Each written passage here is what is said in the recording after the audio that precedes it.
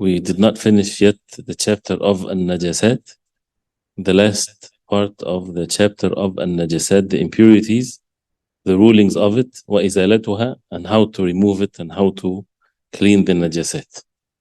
And we talked about the different types of Najasat or impurities, because the Najasa or the impurity is something that is to be known by the Shara, to be known by the Wahy from the Quran and the Sunnah of the Prophet ﷺ, not to be known by the urf or the norm of the people. So not everything that is considered to people as being impure is considered to be in the deen of Allah as impure, and vice versa. So that's why it has to be with the evidences in the Quran and the Sunnah of the Prophet ﷺ. Some of them, no differences of opinions among the ulama with regards to its impurity. We talked about the 12 different types of impurities. There's no differences of opinions with regarding to them. And then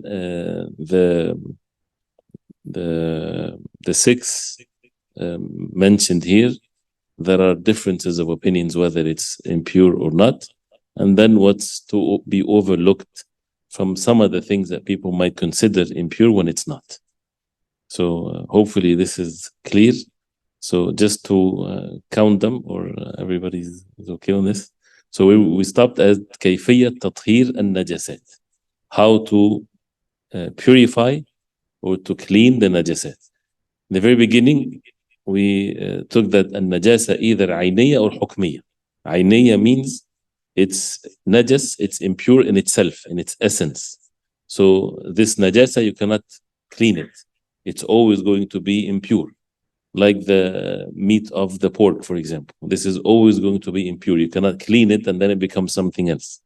Versus al-najasa al-hukmiyya, which al-hukm means the rulings of it, that you would declare that this is najas, something that was pure and something get contaminated by something impure, water, for example. So it becomes najas or impure. So this water, if it's cleaned, then it becomes pure again. So these are the two types of najasat. And that's where we talk about how to clean the najasat. If something that is najasa ayniya, a najasa that in itself, in its essence, it's impure, you cannot clean it. There's no way to clean it. But the tathhir in najasat is the second type. And that's why there are different words, as he mentions here in the book, which is different ways of cleaning. But before we go through this, just for us to understand removing the najasa, definitely this is a must for a person to be able to make salah, whether it's on one's clothing, one's body, one's spot that he prays on. But does it matter how the najasa is removed? Is removing the najasa amr ta'abbudi, a command that is ta'abbudi from Allah subhanahu wa ta'ala? We have to remove it in a specific way, or we are commanded to remove the najasa? This is a mas'ala. This is a matter in fiqh for us to understand and for us to picture this. Because if it's act of ibadah, wudu is a specific way to make wudu. It is not sufficient to say I'm clean. No, you have to make wudu. So it's amr ta'abbudi. The aql or the reason has no place in this. You have to follow what Allah subhanahu wa ta'ala commanded us. But the command from Allah subhanahu wa ta'ala to clean yourself from an-najasa, there's no specific way of how to clean it as long as it's removed. Unless there is nas or a text that states that this is how to clean this najasa, and that way we have to clean it that way. So if someone had something on his clothing, for example, of najasa, and it get removed by any mean, if you look at it, there's no najasa. So that means it's clean, he can make salah. So that's why here he says, تطهير النجاسات بالغسل والنطح والدلك والمسح. 4 things. Al-ghasl is washing. And when we talked about al-ghasl, which is also in the chapter of al-ghusl, taking a shower or ghusl to cover the body with water, al-ghusl usually, or here al-ghasl with the fatha, with water, and it requires washing. That means the water run, and it's more perfect if you would rub with your hands on the place that you're washing. So it perfects the way of cleaning or washing, al-ghasl. Al-nath is something less intense than al-ghasl. Al-nath is pouring water or putting water on something. but without necessarily the water running on it. And this is some of the najasat, it's sufficient just to make nadh. That means you sprinkle some water on a place so it becomes wet. It's not masih, you're not cleaning it by wiping. You're putting some water on it, but it's not running water. It's not running water. So you fill the spot with water, but not running water. So this is called an-nadh. And we'll see what to be cleaned with an-nadh. Ad-dalk is rubbing. Is when you make dalk, that means whether you rub two pieces of clothing together or rub your hand on something or on a surface or on a piece of cloth. This is ad-dalk, whether it's with water or not. So this is one of the ways mentioned in the hadith of cleaning the najasat. And the fourth one, al-masih. Masih is wiping. So this is the ways to clean the najasat. تطهير الثوب النجس, to purify an impure piece of cloth. He said, إن كانت النجاسة ذات جرم, if the najasa has a physical being to it. It's not something that is liquid that is mixed to in the piece of cloth. You can see it. It's something physical. So you have to remove the physical. I guess that jurm is not just physical. It's something that is present. Not you see the difference between when something that is a liquid versus some solid, basically solid. That's jurm. That means it's solid. So solid najas. I should have the translation with me. If you guys have the translation, I guess it's a solid thing. So if the najasa is solid on the cloth, then فبحكها, you have to scratch it. وحتها. الحك والحت is kind of the same thing as it's mentioned in the hadith of the Prophet ﷺ when it comes to the blood of menses. So al-hak is to scratch it with your hand. Al-hat is to rub it in both sides of the clothing. For example, when you wash something and you rub the piece of cloth to itself to remove the najasa, ثم بغسلها, then to wash it. So to remove the najasa in such a way. Does it have to be that way? This is what is best, of course, to make sure that it's removed. But if it got removed, this is what is sufficient. وإن كانت رطبة, and if it's liquid, if it's رطبة, then فبالغسل, to be washed. So the solid has to be removed. Sometimes it dries, so it has to be scratched. As the Aisha radiallahu anha, she said about the mani, the seminal fluid, she would remove it like this from the clothing if it's dry. She would scratch it so that it's removed from the cloth. So this is with regards to the piece of clothing. تطهير بول الصبي, to purify the urine of the child. الصبي is a word that is referring to the child, but it can either means over 7 years old or less than 7. Or can also refers to the child that did not eat food yet. So there is different levels here. When certain ahkam would change according to the age of the child. If a child did not eat food yet, he's dependent fully on the milk from his mother. So he did not eat food. So the urine of the child, if he is male, to purify it, if he urinates with an-nadh, that is sufficient. So an-nadh here, as we said, is to put water but without running. It doesn't have to be washed. Just sprinkle water enough that it would cover the spot that he urinated on. This is only for the male, the sabi, if he did not eat food. If it's a female, it's like the older ones. The urine of the female is to be washed. But the male is to be only made with an-nadh. Of course, nowadays, with the ease of things, he would wash everything. But I'm just saying this is, in fiqh, what is required, what is mandatory to be done. And as Imam al-Shafi'i, rahimahullah, he said in this matter, from Allah subhanahu wa ta'ala, this is the deen from Allah subhanahu wa ta'ala, wa ala rasul al-balagh, and from the messenger, sallallahu alayhi wa sallam, al-balagh, he conveyed the message, wa alayna taslim, and upon us is to submit ourselves and to follow. Whether we know the wisdom behind it or not. And when they say there's physical differences between the urine of the boy versus the urine of the girl when they're just born, this is a physical difference. But yes, of course, But this is how the rulings of cleaning that the Prophet ﷺ mentioned. So the nath here, so when you remember the nath, again is to sprinkle water, is to bring the water without washing on the spot that the najasa afflicted or it's upon it, which is less than washing. This is with regards to the urine of the child that did not eat food yet, did not eat solid food yet. Actually, not just solid food, did not eat food, any food. If the child ate food, is eating food, then he is with everyone else. The urine is to be washed. Then a najasa on the ground, he says بإزالة جرمها, to remove the solid part of the najasa. This has to be removed. So if it's something solid, you have to remove it. ويصب الماء على النجاسة المائعة, and to pour water on the najasa that is مائعة, that is liquid. So if there's something solid, to remove the solid najasa, feces of animal, for example, right? So you have to remove this. And then if there's something left on the ground, you have to wash it. If it's something liquid, urine or something like this, then to pour water on it. And we know the hadith of the Bedouin, the one that urinated in the masjid of the Prophet ﷺ. The Prophet ﷺ, he said, أهريق عليه دلوا من ماء.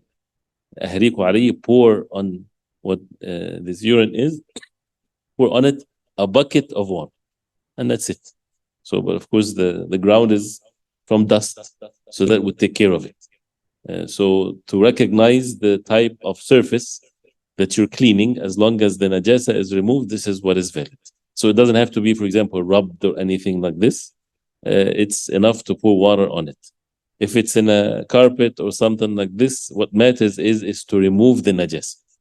So whether to pour a whole bunch of water on it or to clean it with detergents or whatever there is, as long as the najasa, if it's solid, it's removed. If it's liquid, you pour on it whatever is necessary for the najasa to be removed completely. He mentioned, for example, an-na'l. An-na'l is the shoes.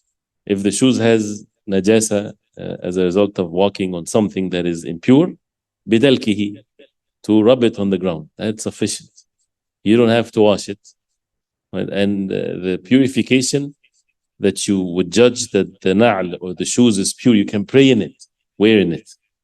Even though you have to look first. If there's najasa on it, and najasa is not mud. As you said, mud is not najas. Mud is not impure. The najasa, say for example, animals, feces or something like this. Then you look in the bottom of your shoes, if you see something like this, if you rub it on the ground till it's removed, to the best of your ability, you can pray in the shoes. It doesn't have to be that you're sure in a state where you say, Wallahi, there's no najasa. Just by the most likely the najasa is gone. That is sufficient. Or by walking enough on it till it seems like you don't see najasa anymore. So to be at ease, not the takalluf or the extreme way that people deal with najasat. Some people, they would not pray on the ground, for example, saying maybe a dog walked here, or maybe a dog did something. Maybe there's no maybes in matters of najasa to clean it. It has to be with certainty. It's up to the person. He doesn't want to pray there. It's up to him. That's fine. But to make a ruling that this place might be najis, so therefore we should not, and you forbade, and you make the matter very difficult. No, the matter is easier than that. And there were dogs at the time of the Prophet ﷺ. They walk, even the dogs at the time of the Prophet ﷺ, they would enter the masjid and they would walk in the masjid. And it's mentioned in the hadith. And the dogs are forbidden for a Muslim to own a dog, to have it in the house, unless it's outside for security or for a farm dog or something like this. And the saliva of it is impure, as we talked about that before. But as far as just walking and things like this is there's nothing wrong with that. So النعل is the shoes, as we heard. وتطهر الأشياء الثقيلة كالزجاج والسكاكين والبلاط وغيرها بالمسح. Now the مسح, wiping, is sufficient for the things that are like glass and knives and tiles, things like that. If you wipe and the najasa is gone as a result of that, no najasa anymore, that means it's pure. So you don't have to pour water and rub it or anything like this. Of course, it's up to the person to make things clean. But we're talking here about not cleanliness, talking about what is sufficient for the salah to be valid. This is a matter of fiqh. So these types of things that is, solid surfaces is to be cleaned with wiping is sufficient. وإذا ولغ الكلب في إناء يغسل سبعا إحداهن بالتراب. And the dog, if it licks a utensil, a plate or a cup or something like this, then it's to be washed 7 times, one of them with dust, as the hadith that we memorized for this week. So this is a special way of cleaning a najasa of the dog. And that's why the ulama, they classify the levels of the najasa according to how to clean it. Some of it is najasa mughallada, najasa, heavy najasa. Why? Because you have to wash it 7 times. It has to be done this way. But it's only if it's in the ina, not in the clothing. It's only to wash the utensil like this, or a cup or a plate. If a dog licks someone on his clothing or in his body, what is sufficient is to wash it. Wash it, that's 1 time is sufficient, just to remove the traces of it. But in a plate or in a cup, if the dog licks it, and this is your plate, you want to use your plate, fine. Wash it 7 times, one of which is with a turab. A turab is not dust, it's dirt, basically, dirt. You have to wash it with dirt 1 time, and then the rest 7 times. Right? Running water, what do? Wash it 7 times. You wash the whole thing, 1, 2, 3, like this, as the Prophet ﷺ said. It's not 8, it's not 6, it's not 5, it's 7.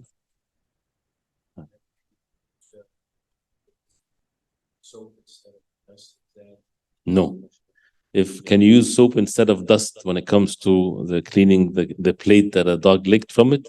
No, that's not sufficient. Because this is a nas specifically with specific ways and specific means here mentioned. Even if someone had said this, we don't know the illah, we don't know the wisdom behind it. It might be something else. That's why Imam Malik rahimahullah, when he said that, when his opinion, and we talked about it last time, that the saliva of the dog is not impure. But people took this opinion in a way that they can deal with dogs. No, because still the ruling of it is to be washed. But he said the washing here is ta'abudi. Ta'abudi, that means it's an act of like a ibadah. So we have to follow what is mentioned here. So of course the majority of the ulama that it's impure and it has to be washed this way. So the outcome on both opinions are the same. He still forbids owning a dog and having a dog in the house. All of that is forbidden. And if it licks the plate or anything that is a container, then it's to be washed 7 times, one of which with dirt. So that's why some they put the najasa of the kalb and the najasa of the pig as the heavy one, the heavy najasa. And then the next level of najasa is the rest of the najasat, urine and things of that nature, is to be washed. And najasa mukhaffafa or najasa, light najasa, is the urine of the child that did not eat food yet. So some of them, they put it like this to make it easy to remember the different types or different levels of the intensity of the najasa.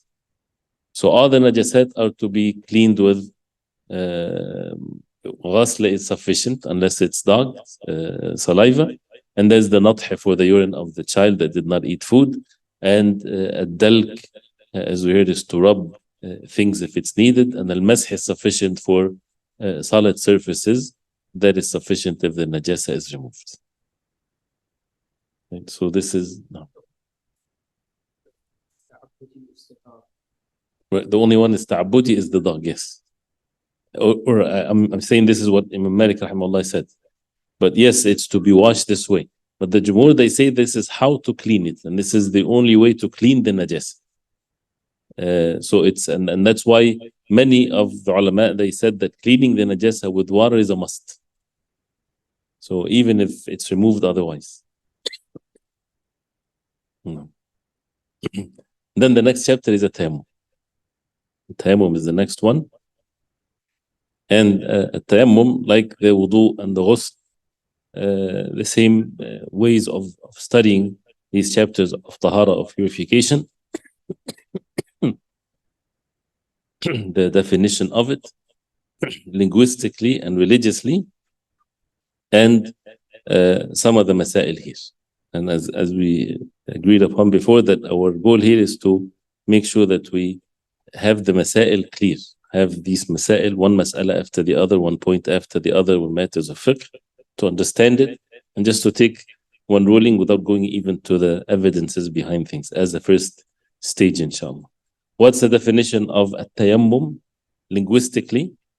At-tayammum linguistically means al-qasd wa tawakhi wa ta'ammud, is to aim to something, is to intentionally go somewhere. This is at-tayammum.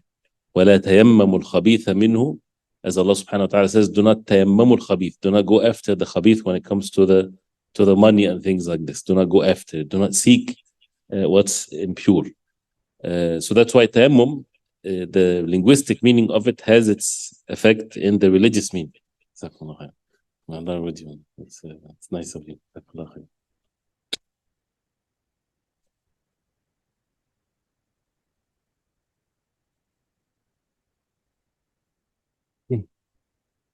So that's why the definition in al-istilah or religiously, مسح الوجه واليدين بتراب طهور على وجه مخصوص.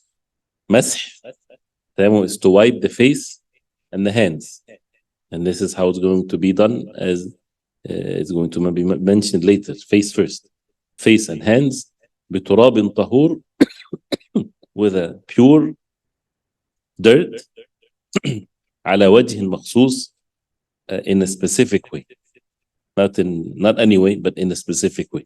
You cannot roll yourself in the dust, for example, and you say that I made tayammum. Has to be in a specific way. So مسح الوجه واليدين, to wipe the face and the hands. Excuse me.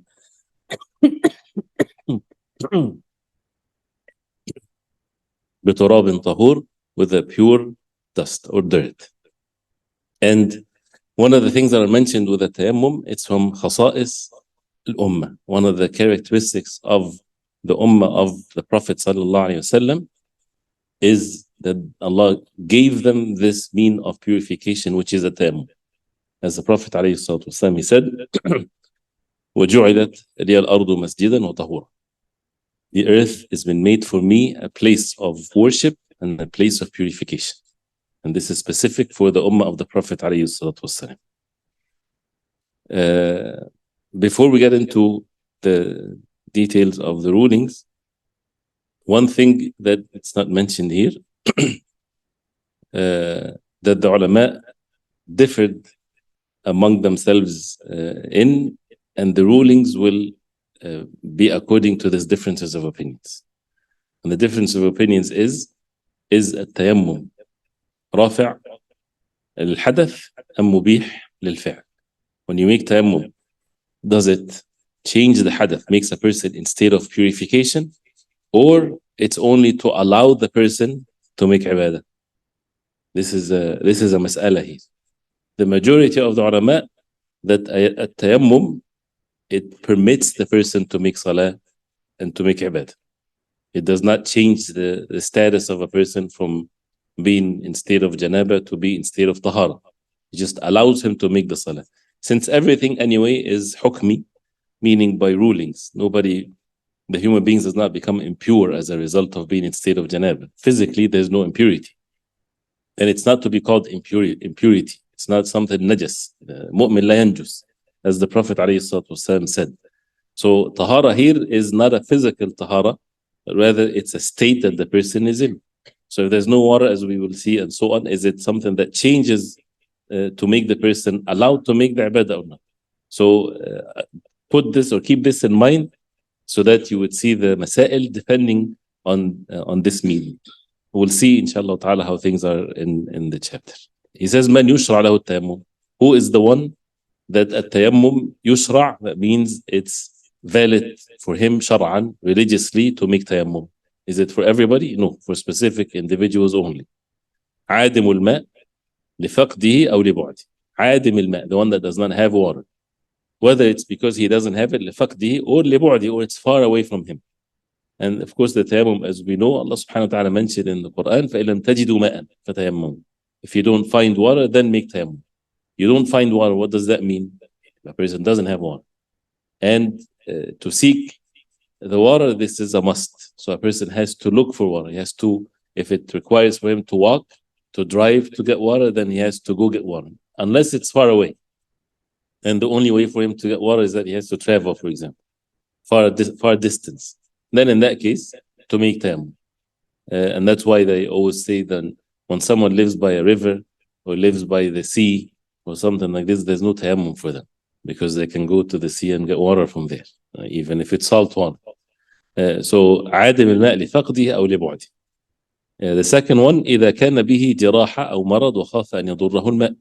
If a person has a wound or sickness and he fears that water might harm him. And there's a level here of what the harm is. So الضرر, as a principle in the deen, is يزال, to push away any harm.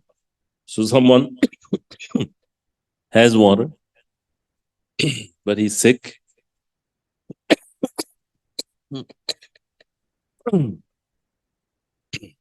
Excuse me. He's sick and he's afraid that if he uses the water, his sickness will become worse. And this khawf has to be real fear. Whether it's the doctor, a Muslim doctor would say that this is not good for him to use the water, or it's been known, water was going to be harmful for him. The third one, إذا كان الماء شديد البرودة ولم يتمكن من تسخينه. If the water is very cold and he's not able to warm it. Very cold, that means it's very difficult for someone to take a shower, for example, with a very cold water, and he's not able to warm the water. That means he can use the tayammum. He can make tayammum even though the water is present. And we know that hadith of the Prophet ﷺ, the man that died as a result of making ghusl, and he was wounded in his head. And they told him, we have no other way for you except to make ghusl. So he made ghusl and he died. And the Prophet ﷺ, he said, قتلوا قتلهم الله. They killed him, he said. And he said, هل سألوا? Shouldn't they ask before they give the fatwa like this? إنما شفاء العي السؤال. The cure of the ignorance is to ask. So, something like this, the water is cold, a person can make tayammum. But again, it's not someone that is, living a luxurious life or being spoiled, and the water to him is very cold, or it's not. So the coldness that is going to harm the person. If it's harmful and he fears for himself, then that's sufficient to make tayammum. If it's cold and he has the means to heat it, then he has to heat the water.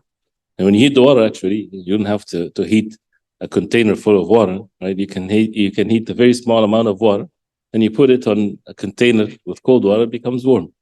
So this is, if that's the case, then there's no water. That means is to use them. إذا احتاج الماء لشربه. He has water, but the water that they have is enough for their drink, for them to drink and they're traveling, and there's not enough water. Then in that case, they can do tayammum instead of making wudu, so that they keep the water for them for drinking. And of course, this is very clear in the past or in the places where there's not enough water for people to drink. So these are the 4 things that is mentioned for those who is sufficient or permissible for them to make tayammum.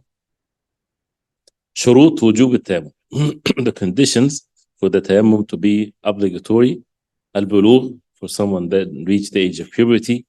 القدرة على استعمال الصعيد, the ability to use as-sa'id. As-sa'id, which is mentioned in the ayah, is basically the earth. Whatever is from the earth. The dirt or anything that is from the earth, the ability to use it. And number 3, وجود الحدث الناقض. A person breaks his wudu, or whether it's major tahara or minor tahara. If the hadath is there and there's no water and all of these things have been mentioned before, then the tayammum becomes wajib. So these are shurut wujub. Shurut wujub means the conditions that makes it an obligation. The conditions of make it valid is different. The validity of the tayammum, if a child makes tayammum, his tayammum is valid. But is it mandatory upon him? It's not mandatory upon him if he's a child. Because he's a child, he's not in the age of puberty yet. If someone does not have the ability to make tayammum, someone does not move whatsoever, right? That means he's not able to make wudu and he's not able to make tayammum because he cannot hit the ground or hit a wall and then wipe his face and hands. And no one is there to help him or to make him make tayammum. So there's no harm in him. What should he do? He should make salah, as this masala will be mentioned later. He should make salah under any condition because salah has to be made. So that's why al-qudra al-isti'mal al-sa'id. It becomes obligatory upon the person if he's able to use the sa'id, which is what's from the earth. And the third one, which is very obvious, is when a person broke his wudu and he needs to make salah and there's no one. The fourth point, shurut sihhat at-tayammum. Now, after mentioning the conditions of obligation, we need to understand the difference. And if you don't understand the difference after we mention the shurut al-sihha, please ask. So the shurut al-sihha, that means the conditions, what makes the tayammum valid, sahih. Al-Islam, to be a Muslim, that means if it's from a kafir, it is not valid. Why would a kafir make tayammum? A person, for example, is not a Muslim, but he's with the Muslims. And sometimes people, they want to try things, right? So say, for example, he was with them and he made tayammum because there was no water, or he made wudu even with them. And then he became a Muslim.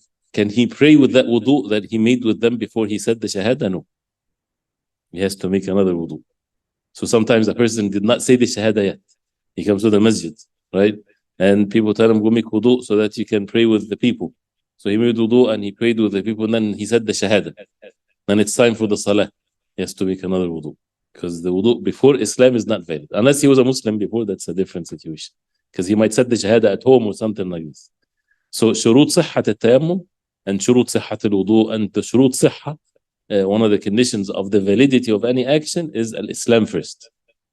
The second one, انقطاع دم الحيض أو النفاس. The انقطاع is the termination. The termination, that means there's no blood of menses or after birth bleeding. So the woman is pure from her menses and there's no water. And she makes tayammum, the tayammum is valid.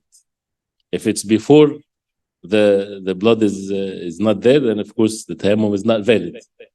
Of course, she would say, for example, there's no water anyway. No, she has to wait till there's no blood, and then she looks for water, and there's no water, and then in that case she would make tayammum. Number 3, al-aql, reason.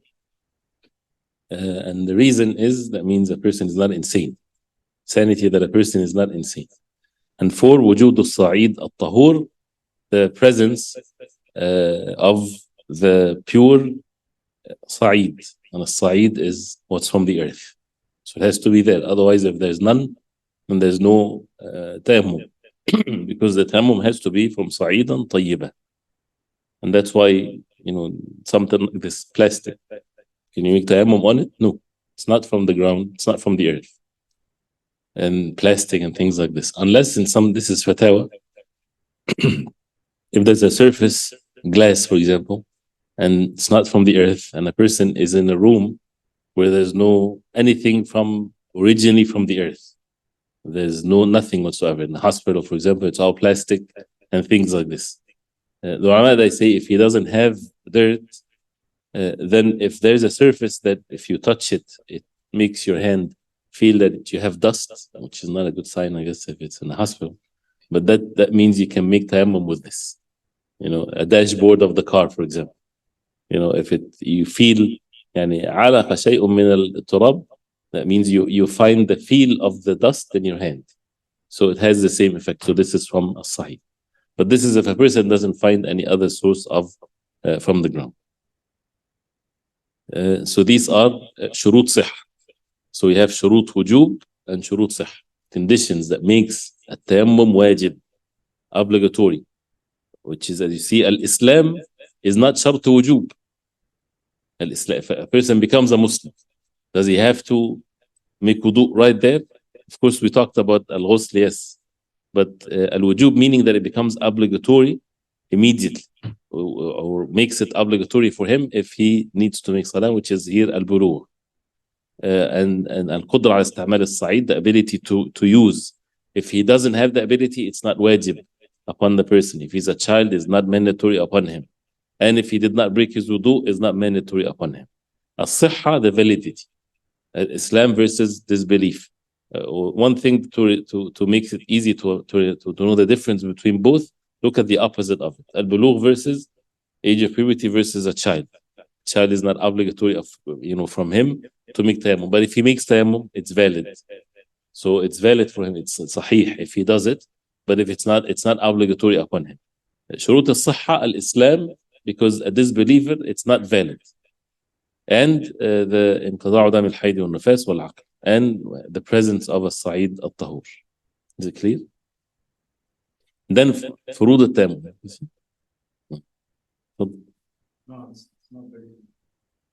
نعم.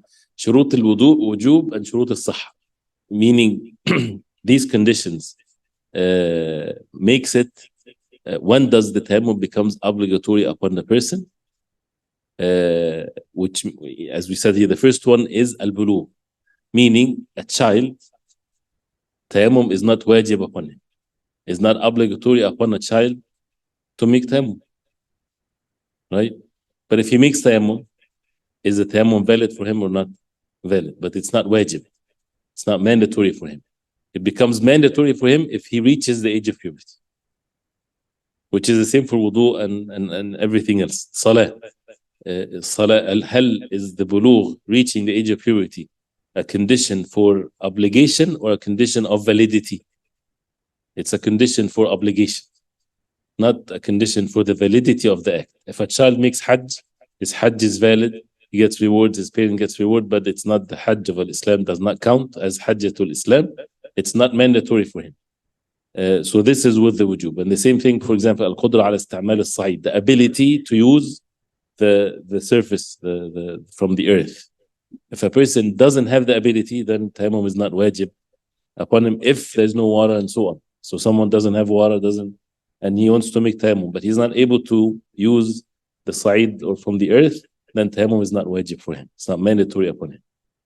And wujud al-hadath al-naqid, he did not break his wudu and there's no water, he doesn't, tayammum is not wajib upon him because he's in state of wudu.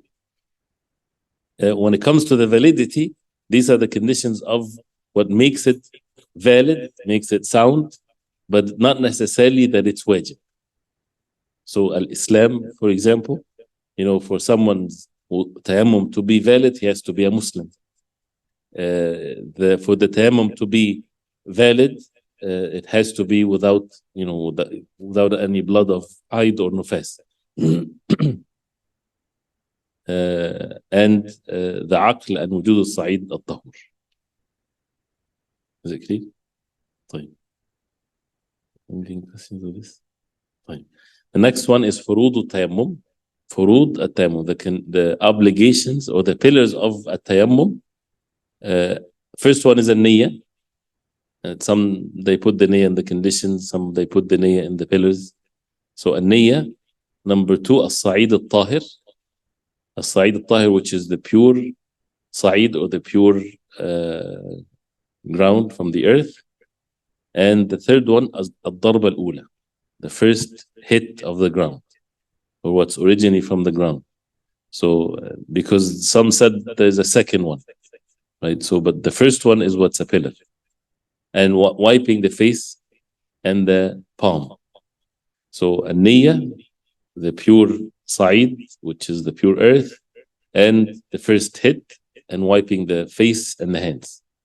And niyyah, how can you apply the niyyah? If someone is in a coma, for example, or someone is not aware of what he's doing, can you make tayammum for him? No, because he has to have the niyyah that he's making tayammum.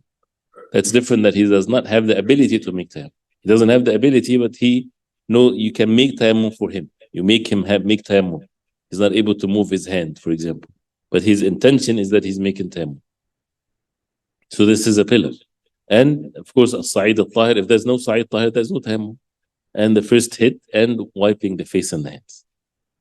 Sunan al-tayammum, what is sunan or recommended from the tayammum, and it's gonna be mentioned how to make tayammum. Talking about the pillars here, these four things has to be done. The recommended acts of a tayammum, at-tasmiyah, say Bismillah, facing the Qibla. It's always recommended in any act of ibadah to face the Qibla. كونه عند إرادة الصلاة, to make the tayammum right before you make salah. This is recommended. It doesn't have to be that way. Right? So if a person makes tayammum, which is another mas'ala, you make tayammum for dhuhr, right? And there's no water, and that continued to be when the time of Asr entered. So you have to make another tayammum for Asr. So I said yes. And also when Asr time comes, you have to look for water. If you didn't find water still, then you make tayammum for Asr. But here, when you the closer you are with the salah, then you make tayammum. الضربة الثانية, according to many of the people of knowledge, is to have two hits. But according to others, it's only one is sufficient, and that's where the hadith really more into giving more weight to the first, to only one hit of the ground. There's no much evidences as authentic hadith that proves two hits of the ground, only one. And the next one is at-tartib, the order. And here the face comes before the hands. The face is before the hands. In which in wudu you have the hands before the face. Wal-muwala, the continuity. Which means if a person hits the ground, wipe his face. And then he talks to someone, go somewhere, whatever there is, he did not finish the tayammum. If he makes the tayammum again, he has to start over again. And he says, next, takhleel al-asabi', to wipe what's between the fingers. So the hand is basically the outside part of the palm or the hand. Is the takhleel a must? It's not a must. So to go in between the fingers, it's not a must, it's only recommended. So these are sunnah. So saying Bismillah, facing the Qibla, right before the Salah, the second hit, at-tartib, the order, al-muwala, the continuity, and to do between the fingers. Mubtalat al-tayammum, what negates the tayammum is what negates the wudu, except with the tayammum wujud al-ma. If the water comes, the tayammum becomes invalid. The person goes back to his original state. Before he made the tayammum, he needs to make wudu, he was muhdith, he did something that breaks his wudu, he made tayammum, he made salah, then the water comes. That means he's not in tahara anymore, he has to make wudu or he has to make ghusl if the tayammum was because he needs to make ghusl. And of course there's masail. What if he's making salah and the water came? He made tayammum, he looked for water, he took all the means, and he said Allahu Akbar, and then even just after he said Allahu Akbar, and he was praying fard the salah, and he hears the tap or the water in the bathroom is running. What should he do? It's a mas'ala. Does that invalidates his wudu? Some said that, but others they say, that's Sheikh said to me and others, he did what Allah subhanahu wa ta'ala commanded him. And there's no evidence whatsoever for him to stop the ibadah that he's in. There's no such a thing that you stop the ibadah, you walk out from the ibadah. No. So you continue, you finish the salah, and your salah is valid. Because you took the means, as long as the person took the means. So wujud al-ma' and yabtul binaqid min nawaqid al-wudu. Actually, because of the time, let's stop here, inshallah, without going to the mubtalat al-tayammum, because we need to take hadith.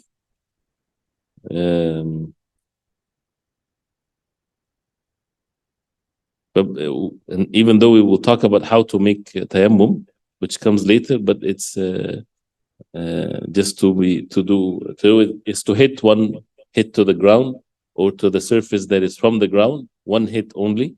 And if it's say for example there's so much dirt on one's hand, you can let it go, but one hit, and then you wipe the face one time, and you wipe the hands, and that's it, because the palm is already hit the ground, so you don't need to wipe that. So what needs to be wiped is the outside part of the hand, and if you do the takhleel, sure, that's it. It's not to the elbows, it's only the palm.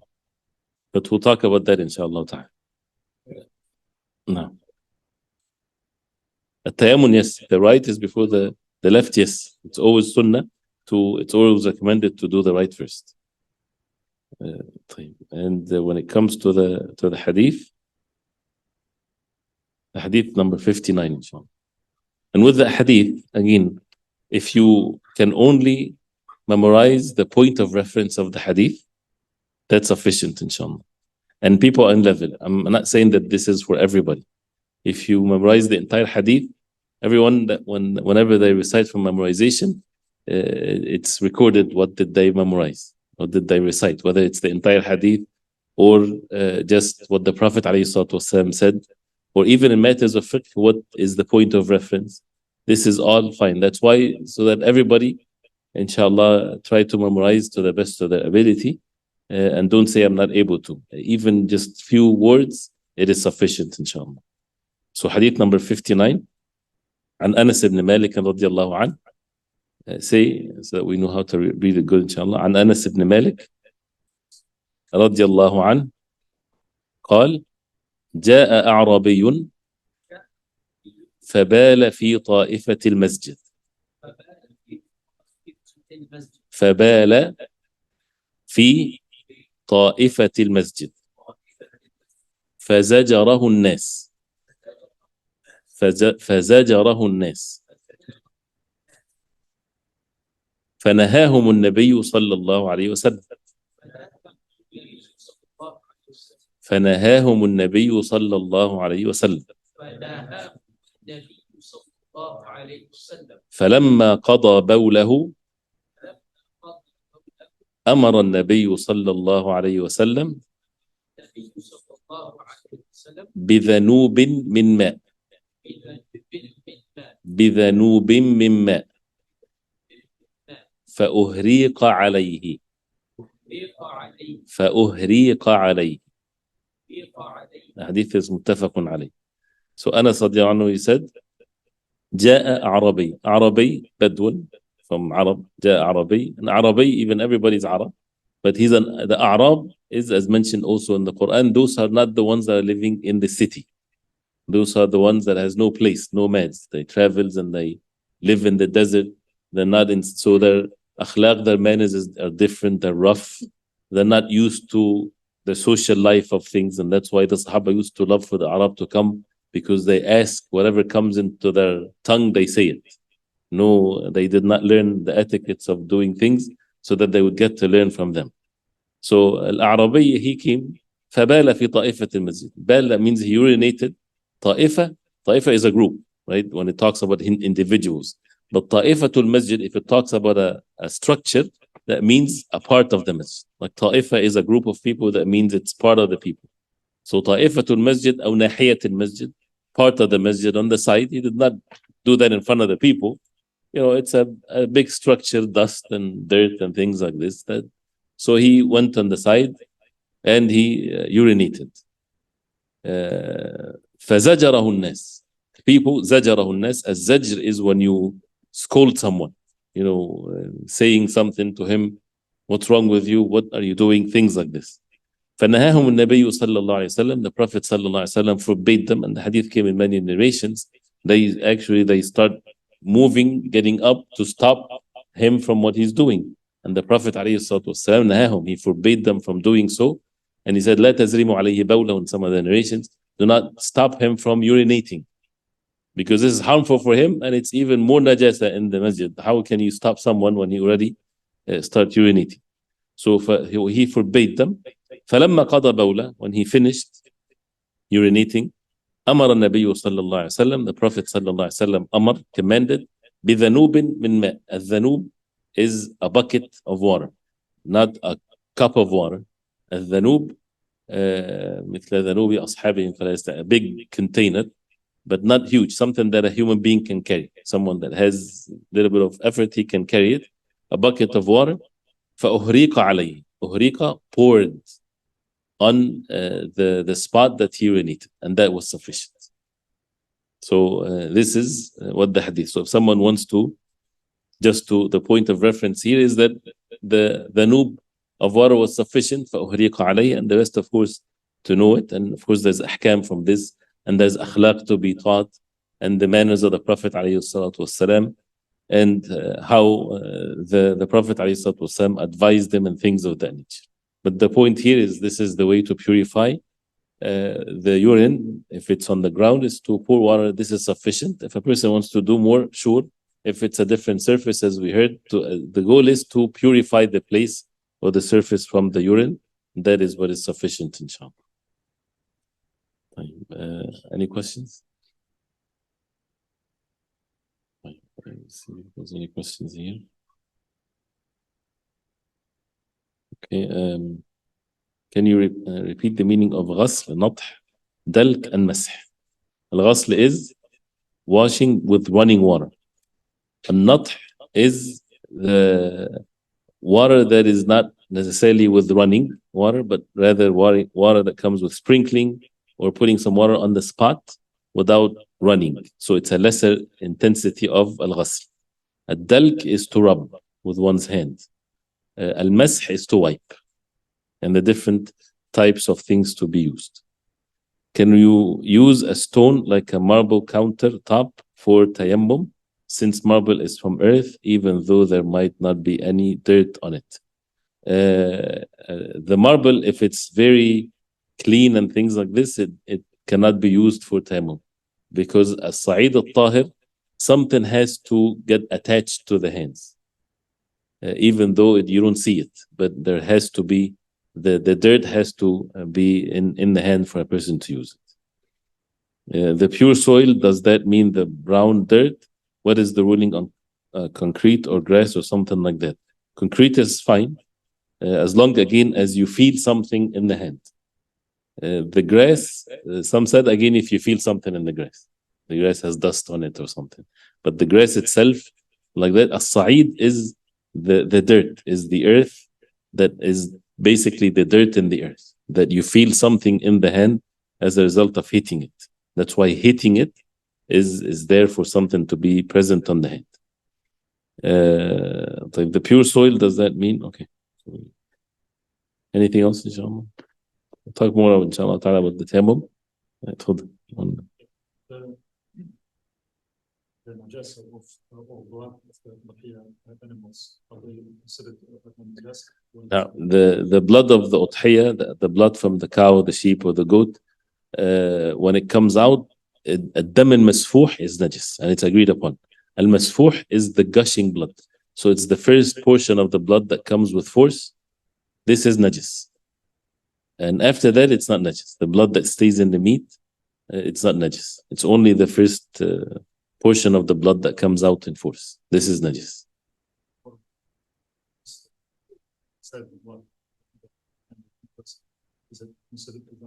No, anything from the goat or the sheep is not najis. Even the feces inside and things like this, it's not impure.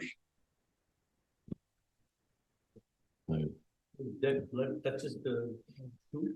Yeah, if that gushing blood touches the shoe, that means you need to wash the shoe. You know how in the udhiyah place there's so much blood, so you walk on it.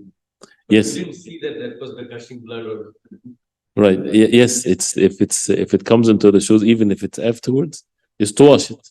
And if it did not get removed by washing water, this is sufficient then, as long as it's been washed. No. I've seen people make their own against the wall, but that's not earth. Right. Making tayammum against the wall. First of all, if the wall from the earth, from the dirt, like bricks or something like this, then it's fine.